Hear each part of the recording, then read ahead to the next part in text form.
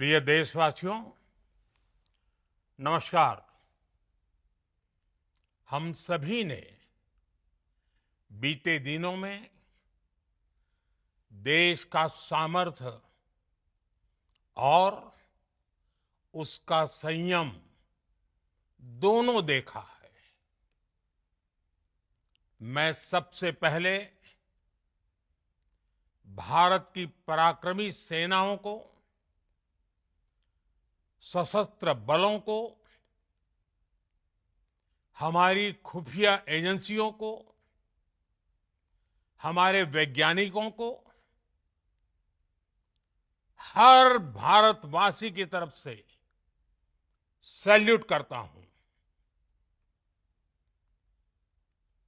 हमारे वीर सैनिकों ने ऑपरेशन सिंदूर के लक्ष्यों की प्राप्ति के लिए असीम शौर्य का प्रदर्शन किया। मैं उनकी वीरता को, उनके साहस को, उनके पराक्रम को आज समर्पित करता हूं हमारे देश की हर माता को, देश की हर बहन को और देश की हर बेटी को ये पराक्रम समर्पित करता हूं। साथियों, 22 अप्रैल को पहलगाम में आतंकवादियों ने जो बर्बरता दिखाई थी, उसने देश और दुनिया को झकझोर दिया था। छुट्टियां मना रहे निर्दोष मासूम नागरिकों को धर्म पूछकर उनके परिवार के सामने, उनके बच्चों के सामने बेरहमी से मार डालना, यह आतंक का बहुत विभत्स चेहरा था, क्रूरता थी। ये देश के सद्भाव को तोड़ने की घिनौनी कोशिश भी थी। मेरे लिए व्यक्तिगत रूप से ये पीड़ा बहुत बड़ी थी। इस आतंकी हमले के बाद सारा राष्ट्र, हर नागरिक, हर समाज, हर वर्ग, हर राजनीतिक दल एक स्वर में आतंक के खिलाफ कड़ी कार्रवाई के लिए उठ खड़ा हुआ। हमने आतंकवादियों को मिट्टी में मिलाने के लिए भारत की सेनाओं को पूरी छूट दे दी और आज हर आतंकी, आतंक का हर संगठन जान चुका है कि हमारी बहनों बेटियों के माथे से सिंदूर हटाने का अंजाम क्या होता है। साथियों, ऑपरेशन सिंदूर ये सिर्फ नाम नहीं है, ये देश के कोटि कोटि लोगों की भावनाओं का प्रतिबिंब है। ऑपरेशन सिंदूर न्याय की अखंड प्रतिज्ञा है।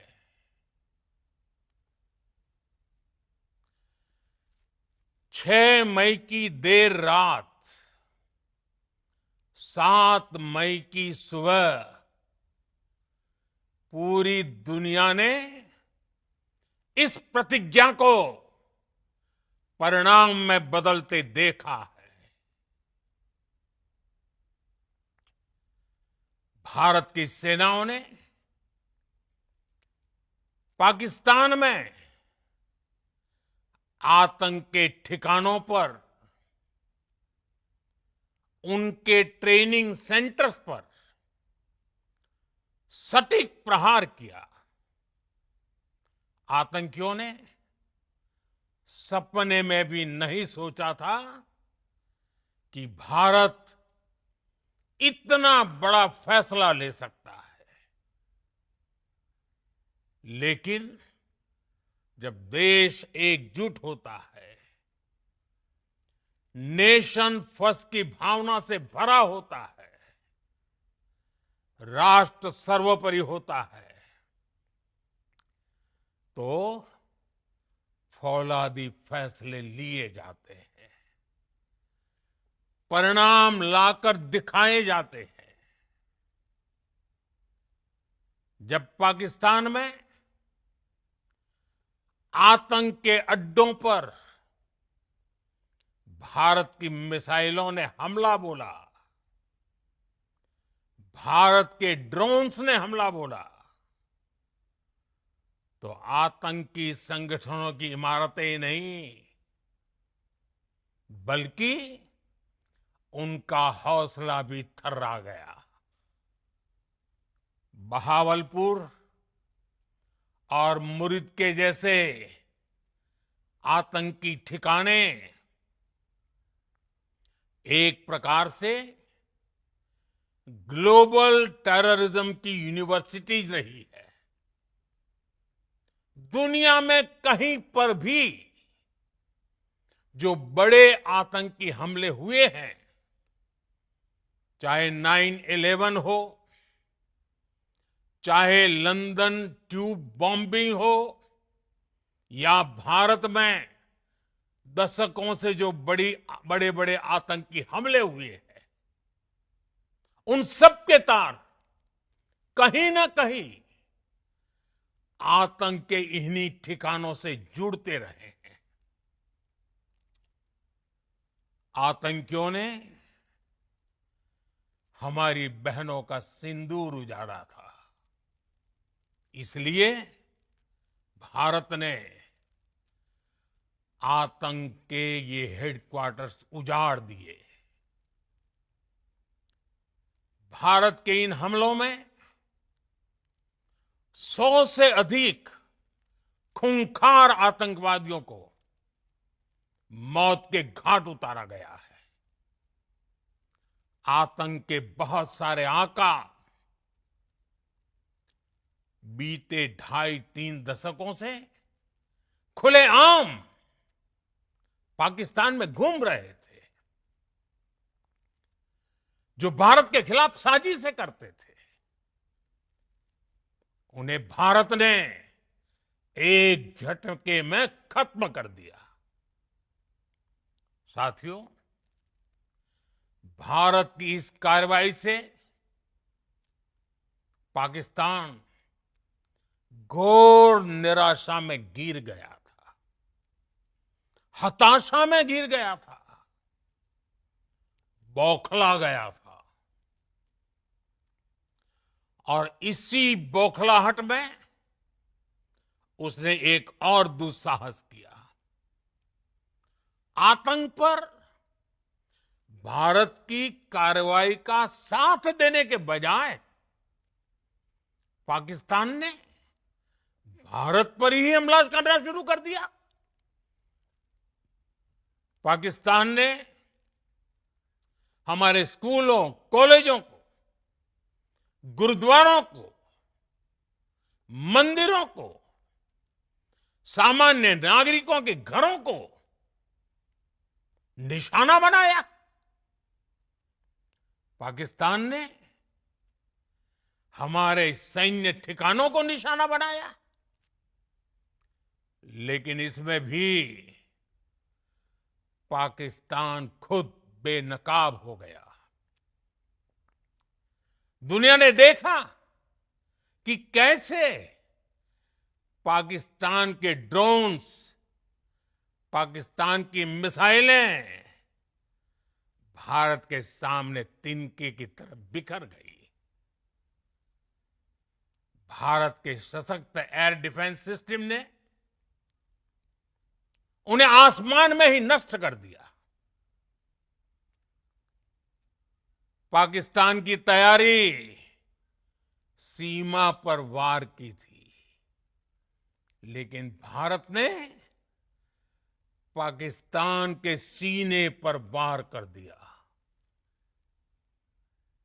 भारत के ड्रोन्स, भारत की मिसाइलों ने सटीकता के साथ हमला किया। पाकिस्तानी वायुसेना के उन एयरबेस को नुकसान पहुंचाया, जिस पर पाकिस्तान को बहुत घमंड था।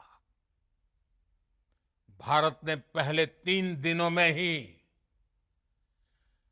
पाकिस्तान को इतना तबाह कर दिया जिसका उसे अंदाजा भी नहीं था। इसलिए भारत की आक्रामक कार्रवाई के बाद पाकिस्तान बचने के रास्ते खोजने लगा। पाकिस्तान दुनिया भर में तनाव कम करने के लिए गुहार लगा रहा था और बुरी तरह पीटने के बाद इसी मजबूरी में 10 मई की दोपहर को पाकिस्तानी सेना ने हमारे डीजीएमओ को संपर्क किया। तब तक हम आतंकवाद के इंफ्रास्ट्रक्चर को बड़े पैमाने पर तबाह कर चुके थे। आतंकियों को मौत के घाट उतार दिया गया था। पाकिस्तान के सीने में बसाए गए आतंक के अड्डों को हमने खंडहर बना दिया था। इसलिए जब पाकिस्तान की तरफ से गुहार लगाई गई, पाकिस्तान की तरफ से जब ये कहा गया कि उसकी ओर से आगे कोई आतंकी गतिविधि और सैन्य दुस्साहस नहीं दिखाया जाएगा, तो भारत ने भी उस पर विचार किया। और मैं फिर दोहरा रहा हूं, हमने पाकिस्तान के आतंकी और सैन्य ठिकानों पर अपनी जवाबी कार्रवाई को अभी सिर्फ स्थगित किया है। आने वाले दिनों में हम पाकिस्तान के हर कदम को इस कसौटी पर मापेंगे कि वो क्या रवैया अपनाता है। साथियों, भारत की तीनों सेनाएं, हमारी एयरफोर्स, हमारी आर्मी और हमारी नेवी, हमारी border security force BSF, Bharat के अर्धसैनिक बल लगातार अलर्ट पर है। सर्जिकल स्ट्राइक और एयर स्ट्राइक के बाद अब ऑपरेशन सिंदूर आतंक के खिलाफ भारत की नीति है। ऑपरेशन सिंदूर ने आतंक के खिलाफ लड़ाई में एक नई लकीर खींच दी है, एक नया पैमाना, न्यू नॉर्मल तय कर दिया है। पहला, भारत पर आतंकी हमला हुआ तो मुंह तोड़ जवाब दिया जाएगा। हम अपने तरीके से, अपनी शर्तों पर जवाब देकर रहेंगे। हर उस जगह जाकर कठोर कार्रवाई करेंगे जहां से आतंक की जड़ें निकलती हैं। दूसरा, कोई भी न्यूक्लियर ब्लैकमेल भारत नहीं सहेगा। न्यूक्लियर ब्लैकमेल की आड़ में पनप रहे आतंकी ठिकानों पर भारत सटीक और निर्णायक प्रहार करेगा। तीसरा, हम आतंक की सरपरस्त सरकार और आतंक के आकाओं को अलग अलग नहीं देखेंगे। ऑपरेशन सिंदूर के दौरान दुनिया ने पाकिस्तान का वो घिनौना सच फिर देखा है, जब मारे गए आतंकियों को विदाई देने पाकिस्तानी सेना के बड़े बड़े अफसर उमड़ पड़े। स्टेट स्पॉन्सर्ड टेररिज्म का ये बहुत बड़ा सबूत है।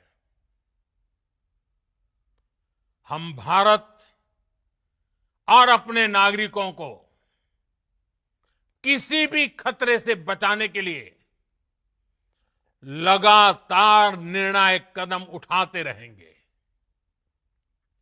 साथियों, युद्ध के मैदान पर हमने हर बार पाकिस्तान को धूल चटाई है और इस बार ऑपरेशन सिंदूर ने नया आयाम जोड़ा है। हमने रेगिस्तानों और पहाड़ों में अपनी क्षमता का शानदार प्रदर्शन किया और साथ ही न्यू एज वॉरफेयर में भी अपनी श्रेष्ठता सिद्ध की। इस ऑपरेशन के दौरान हमारे मेड इन इंडिया हथियारों की प्रामाणिकता सिद्ध हुई। आज दुनिया देख रही है 21वीं सदी के वॉरफेयर में made in India defence equipments, इसका समय आ चुका है। साथियों, हर प्रकार के आतंकवाद के खिलाफ हम सभी का एकजुट रहना, हमारी एकता हमारी सबसे बड़ी शक्ति है। निश्चित तौर पर ये युग युद्ध का नहीं है, लेकिन ये युग आतंकवाद का भी नहीं है। टेररिज्म के खिलाफ जीरो टॉलरेंस, ये एक बेहतर दुनिया की गारंटी है। साथियों, पाकिस्तानी फौज, पाकिस्तान की सरकार जिस तरह आतंकवाद को खाद पानी दे रहे हैं, वो एक दिन पाकिस्तान को ही समाप्त कर देगा। पाकिस्तान को अगर बचना है तो उसे अपने टेरर इंफ्रास्ट्रक्चर का सफाया करना ही होगा। इसके अलावा शांति का कोई रास्ता नहीं है। भारत का मत एकदम स्पष्ट है। टेरर और टॉप एक साथ नहीं हो सकते। टेरर और ट्रेड एक साथ नहीं चल सकते और पानी और खून भी एक साथ नहीं बह सकता। मैं आज विश्व समुदाय को भी कहूंगा, हमारी घोषित नीति रही है अगर पाकिस्तान से बात होगी तो टेररिज्म पर ही होगी। अगर पाकिस्तान से बात होगी तो पाक ऑक्युपाइड कश्मीर पीओके उस पर ही होगी। प्रिय देशवासियों, आज बुद्ध पूर्णिमा है। भगवान बुद्ध ने हमें शांति का रास्ता दिखाया है। शांति का मार्ग भी शक्ति से होकर जाता है। मानवता शांति और समृद्धि की तरफ बढ़े, हर भारतीय शांति से जी सके, विकसित भारत के सपने को पूरा कर सके, इसके लिए भारत का शक्तिशाली होना बहुत जरूरी है। और आवश्यकता पड़ने पर इस शक्ति का इस्तेमाल भी जरूरी है।